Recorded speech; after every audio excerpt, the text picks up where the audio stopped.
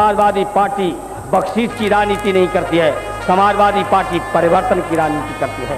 समाजवादी पार्टी ऐसा समाज बनाना चाहती है जो किसी की कृपा पर न रहे, अपने पैरों पर खड़ा हो, किसी के सामने उसको कभी सर और हाथ न फैलाना पड़े, न सिर झुकाना पड़े। ये समाजवादी पार्टी का।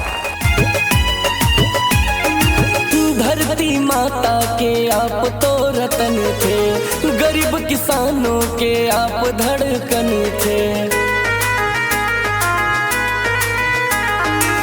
धरती माता के आप तो रतन थे, देश के जवानों के आप धड़कन थे।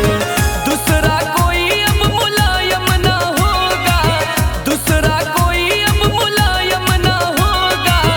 संघर्षों के पहचान नेताजी पीडीए के हैं आप भगवान नेताजी, पीडीए के हैं आप भगवान नेताजी, हम सबके हैं आप भगवान नेताजी।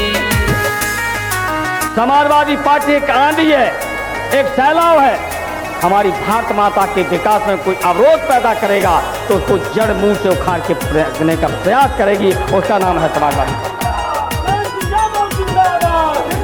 शोषित वंचित की आप ही आवाज थे, देश के किसानों के आप सरताज थे। हाँ, शोषित वंचित की आप ही आवाज थे, देश के जवानों के आप सरताज थे। अखिलेश भैया पर छाई है आपकी, अखिलेश भैया पर छाई है आपकी, हम सबके स्वाभिमान नेताजी, पीडीए के हैं आप भगवान नेताजी, पीडीए के हैं आप भगवान नेताजी, हम सबके हैं आप भगवान नेताजी। हम आपसे कहना चाहते हैं, हमारा एक ही मकसद है, हमारा एक ही लक्ष्य है, वो है इंसाफ और इंसानियत।